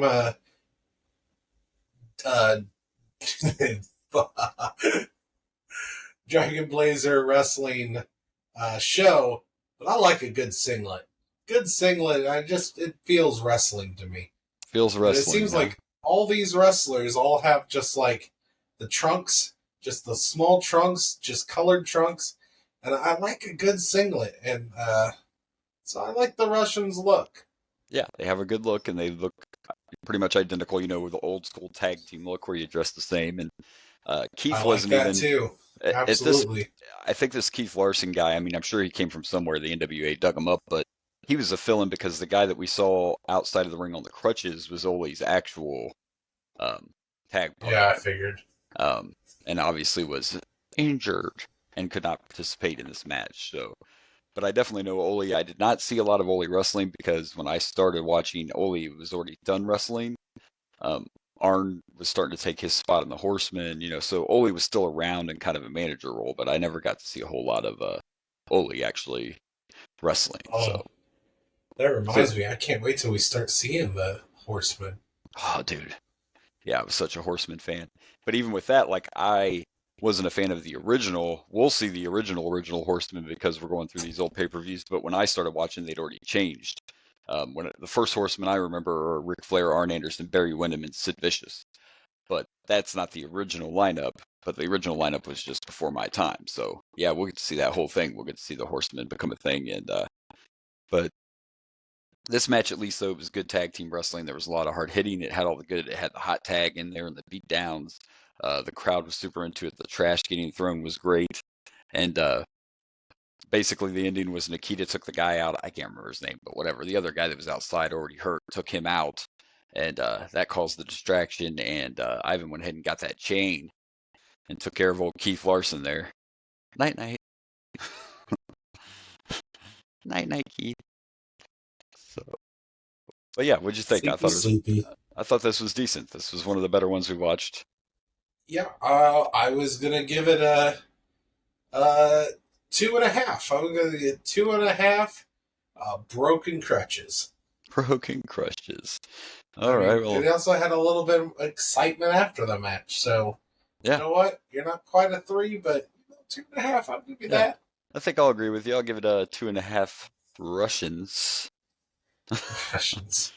Now look, Ivan might have been a half Russian. Ivan might have been legit Russian, but Nikita's from like Georgia. I'm just saying. So good old wrestling. But anyway, yeah, pretty decent match. So we'll see what's next. We're getting close to. There's still a lot of time left on this show, but I think we only have 3 matches left. So we do 3 matches, I believe. And we did get to see a little peek before we paused that Ricky Steamboat's on his way to the ring. So. Yep. I already know I've done all the cards, so I know exactly who the next 3 matches are. Well, there you go. All right. And I am looking forward to Ricky Steamboat. I do like Ricky Steamboat. For sure. All right, let's see how it goes.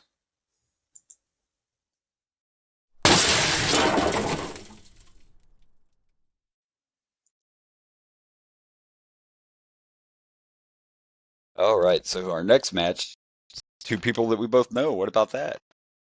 Hell yeah. And we got some more entrances, and we had, $10,000 on the line, and no disqualifications, and a no runaway rule. It was the NWA television title match between Ricky the Dragon Steamboat and Tully Blanchard. By the way, Tully is a member of the original Horsemen as well, so we'll get to see that down the road. But yeah, this was a good match, and the ladies loved Ricky the Dragon, and he was getting mobbed on the way to the ring. My goodness.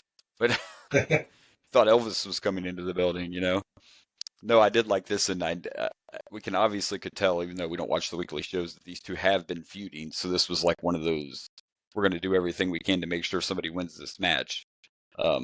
Yeah. Plus, them both putting money on the line on top of the title. So that was very well done. It was a really good match. Ricky Steamboat is, of course, a tremendous wrestler, but it wasn't just Ricky, it was both of them, and the selling, little things we don't see anymore. Like, Tully took a beating during this match and was busted open. And so towards the end of the match, he was selling the fact that he was completely exhausted and his moves weren't as effective as they were at one point. And of course, Steamboat was selling, not knowing where he was at because of the beatdown he took. It was just, this is what the other matches were missing. Like, guys were just going out and doing mat holds earlier with no kind of, you got to have that theater. You got to have a little bit of theater when you do your wrestling, kids. You got to have a lot of theater. Yeah, it's not just let's get in the ring and dance around a little bit. Yeah, you got to have some substance, and this had it. I thought overall this was a pretty good match here. It was. I liked it a lot. Yeah, I mean, maybe now to this point, this might have been the best match of the night. And I like to go back and see 100%. Because I don't remember a lot about Tully myself. You said you remembered the name, and that's because when he was in WWE with Arn, they were the Brainbusters. Yeah. And I believe when I started watching, the time I started watching wrestling, Tully was gone, because when Arn goes back to WCW, Tully doesn't go. He ends up losing his job. So, yeah, so it's good to see some of this old stuff for reasons like that. And of course, a very young Ricky Steamboat, but doing some stuff that by today's standards isn't amazing, but back then Ricky was definitely considered a high flyer. Not every guy was doing that. I mean, how many moves have we actually seen tonight, like off the top rope or anything like that? Not very many. So yeah. Ricky was one of those guys ahead of his time, and Tully is definitely a fantastic heel. He ended up retaining the title and needed to do a spot where it looked like he reached down in his tights, hit Ricky with something, and then snuck it back in there before he got the pin. So They like to hide things in their dick all the time. Yeah. I mean, when you're wearing those tights, it's like the only place you have to hide anything, right? So you just gotta. That's true. It doesn't leave room for the imagination much. No, not at all. So. All I can think about is if those were brass knuckles, how cold was that on your dick? Right. It's got to be hard and cold. It's just, and here we are. We got 2 matches left, and because, like I've mentioned all night long, they have so many. Like the next 2 matches are also championship matches because the NWA has the title for everything. Because titles don't mean shit in this place. Yeah, no, everybody just gets one. People say there's too many today. So, but as far as this match, this was definitely the best match we've seen tonight, and I'm finally going to get out of that zone I couldn't get out of, so that's good.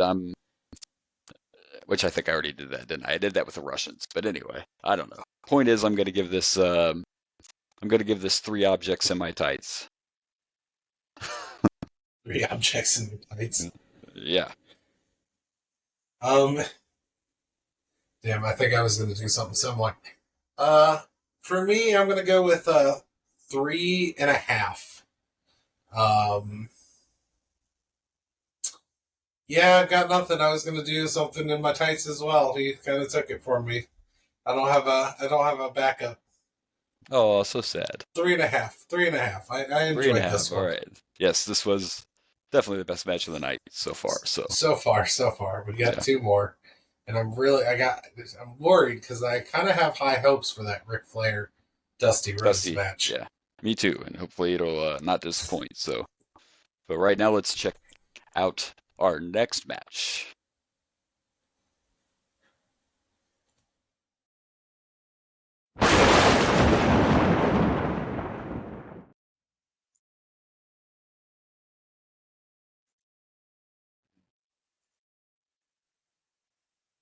All right, well, we were on a roll for a while, but this next match was just kind of It was what it was.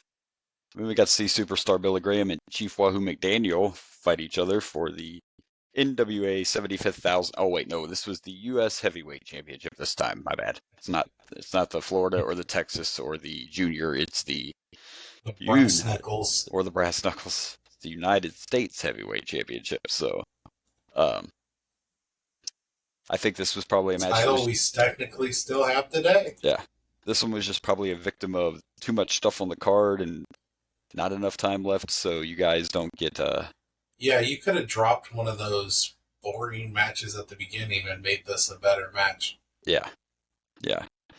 It just didn't feel like... It just felt like a little bit of a feeler, and maybe they did get rushed, maybe somebody took too long, but... Yeah, we were doing okay, and then we got back to this, but... The good news is we know next is what we've been waiting for, so we're hoping that the main event makes up for a lot of the other crap we've seen on this show tonight. I will say it was kind of cool seeing Superstar Billy Graham because what I know of Hogan, that was his inspiration. Yes. He wanted to be... That was one of his inspirations, yeah. He was inspired by Billy Graham. Yes, indeed. And you could see it, too. The way he looks, the way he poses... Like, Hogan must pose. So was Billy Graham. Yeah. But, so yeah, it was good to see Billy Graham, but like I said, it was just kind of what it was, because it was a short match. Nothing horrible, just not a lot to go by. Yeah, and I kept going up and up these last couple times, but it looks like I'm going to go back down again, because it just was what it was. This whole pay-per-view's just been kind of, we're doing the best we can here, kids. They're not all going to be good. Yeah. Yeah, I'm just going to give this a 2 just to be nice. I don't even have anything to add to it. But I'll give it a 2. All right. Yeah, sorry about that. I had an important phone call. All good. I'm back. Yeah, I give it a 1.5. Yeah. kind of just That's back my to what we rating. had. It's just kind of really short. Yeah. It was kind of cool to see Billy Graham, but other than that, there wasn't, Wasn't a lot to go by, yeah. I can't disagree with that, so. All right. Well, we've suffered through all this to see this, so let's see if the main event can live up to the hype. Let's hope. Having no problem with that Dallas fan. But instantly, not to make me sweat a little bit. But you did not mute your TV. Don't mind my co-host. I turned it down. I thought it would be down enough, but my bad. You're hearing some, yeah, some Kevin Hart background noise. So here we go. We made it to our main event, and unfortunately, I feel like I was disappointed. Yeah, a little disappointing. I mean, am I wrong? It wasn't. There was so much build up. They both got elaborate entrances. I'm not sure what that music was Dusty was using, but even Dusty come out in like a Ric Flair type robe. We had this we had a panel of judges at ringside for the match, and of course we had Joe Frazier as the special guest referee. And I think my expectations were high, and they just didn't quite fill them. I mean, it was okay. This definitely isn't the best we're going to see with these two guys. NWA just didn't fill you in, huh? Hey, yeah. This has been a rough one, It has been, and it happens sometimes. And this match, Dusty got split open right around his eye, and they actually ended up stopping the match. Like, we actually got a referee stoppage. Yeah. For Dusty's injury, even though guys have been bleeding all night long and there's blood all over the mat, they decided in this match we have to stop it. So. Wasn't safe. Yeah. Yeah, kind of disappointing. The match was disappointing. I was a little shocked because I thought maybe Dusty was going to win. But yeah, it was a little disappointing. Overall, this was rough. This was disappointing. I think they too many matches. They could have got rid of a few matches and made some of the other matches that were decent be better. Absolutely. Just by making them longer instead of trying to throw all this into one show. But, hindsight, lessons learned. Nowadays, most pay-per-views are right around 6 matches, right? Maybe 7, other than WrestleMania, of course. Yeah. But most pay-per-views, it's a little lower now. Absolutely. So, yeah, unfortunately, these guys are both very talented, and they both are good in the ring. It was what it was. It was okay. The build-up and everything was better than the actual match, unfortunately. And the stoppage, I guess, makes sense if you want to keep this thing going, which these guys feud for a very long time. But as far as it goes, this match, it wasn't that great. I mean, I'll give it 2 woos. Woo! Which, but yeah, I mean. Yeah, 2 is, I probably agree with that. 2. Yeah, just 2. It's just disappointing. One thing I will say, I don't know if you've noticed this, but the announcers and how they now have a new press box and with a giant window behind it. Yeah. My favorite thing is just random fans just walking by, people popping up. There's people in there. Let me get on camera for 2 seconds. Yeah, I've noticed it. Yeah, random pop-ins. Yeah, it's pretty great. You're just like, what? Yeah. So, this is just I can't. Yeah. We'll get into it, but this was a rough one. Yeah, absolutely. The whole thing in the main event, definitely just not what I was expecting. The $1 million challenge, that's what the whole thing was built around, and a little bit of a letdown. But for $1 million, you think he could have dealt with that injury? Although they're kind of selling it. I kept the thing running, and they have Dusty Rhodes doing an interview with a towel over his whole face, like a blindfold. Because there's so much blood. Yeah. Yeah. Selling it, baby. You got to sell. Got to sell. Yeah, got to sell. Got to sell. All right. Are we ready to pick our favorite matches? Let's do it.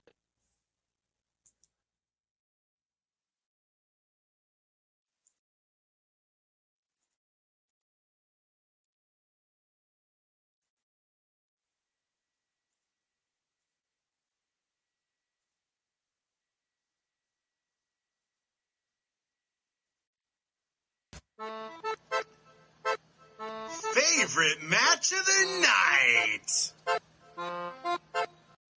All right. Well, for favorite match of the night, I am actually going to go with the NWA World Television title match between Tully Blanchard and Ricky the Dragon Steamboat. Overall, to me, I felt like that was the most well done match of the night as far as story and execution in the ring and having me invested and having me actually want to watch something on this pay-per-view. So I'm gonna go with Steamboat and Blanchard for the TV title. Yeah, I'm with you right there. I thought for sure it was going to be Flair and Dusty, but Flair and Dusty ended up being very disappointed. All the people we knew other than that match was disappointing. Yeah. So yeah, I'm with you. Favorite match of the night. All right, let's pick the worst. Oh, that's going to be hard. So many options.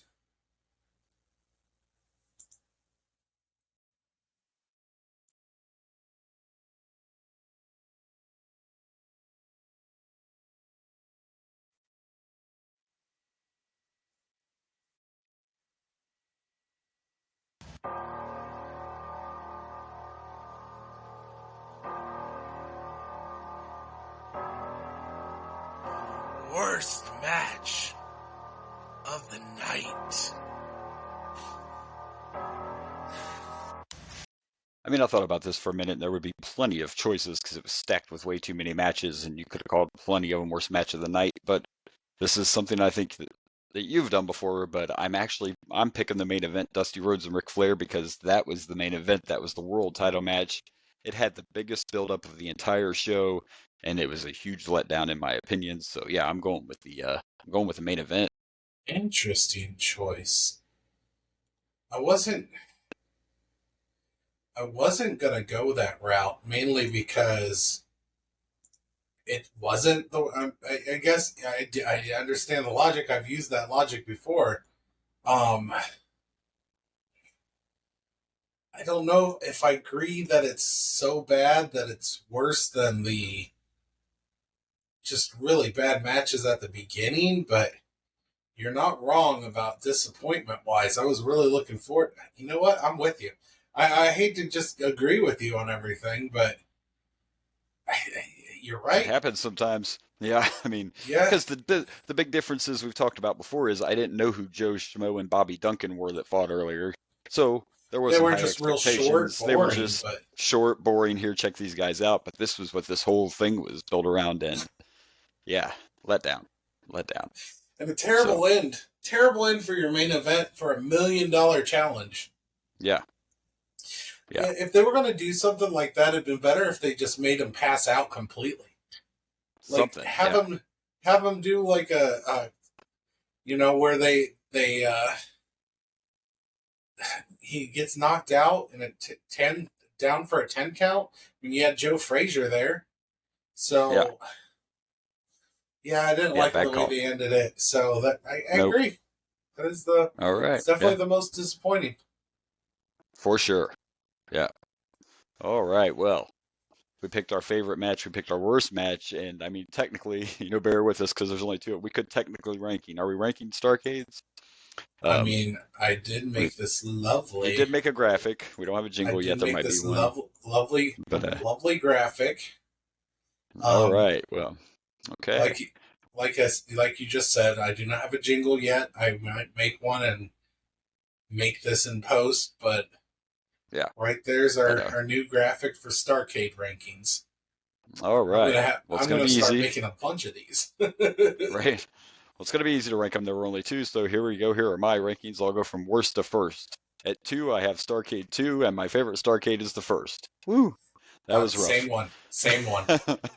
Starrcade 2 was absolutely... Yeah. There was one possible bright spot. The main event for the first one was way better. It was a weird ending, too, but it felt more like he kind of missed his mark than just a bad choice for an ending. Yeah. Because that jump off the top rope and the landing just didn't seem to go very well. In the first one, we've seen a couple replays of it. But at the same time, It's not as bad as this one, which obviously was a choice.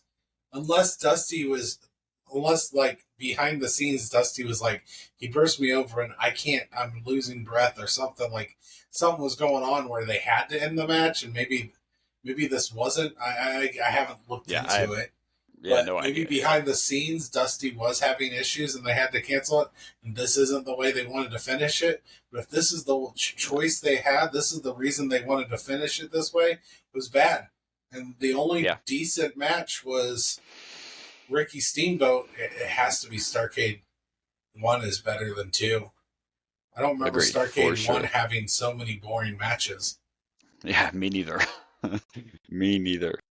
All right, well, we made it through our second Starrcade. Like we said, a little rough from the start, but next week, of course, we'll be back on track, and it's going to be No Way Out 1996, which is technically an In Your House, and it's not listed like that on the network. So 96? There you go. We had that discussed. You're or 98, I'm sorry. It's 1998 we're on. No Way Out 1998, but it is technically a In Your House. So I think this is that phase where they were starting to get away from In Your House, and then like No Way Out becomes its own pay-per-view.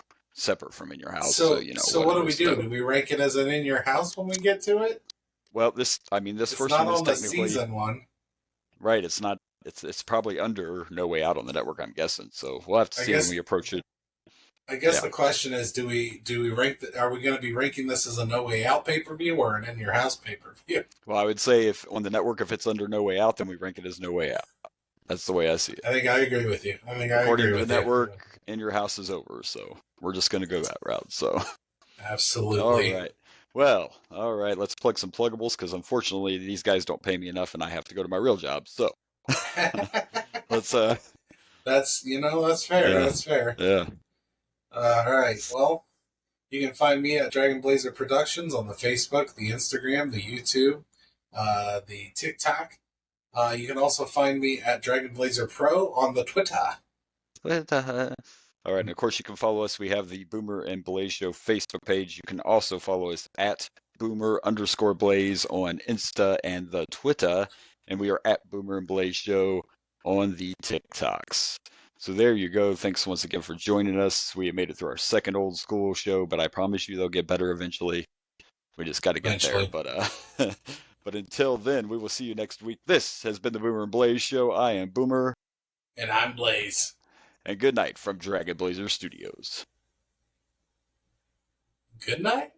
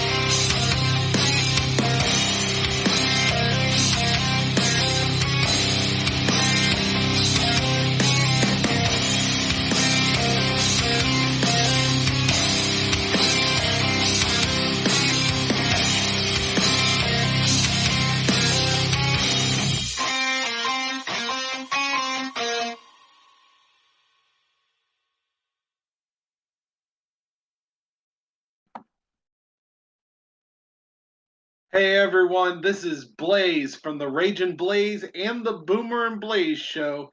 Thank you for watching. Please like and subscribe for more wrestling content.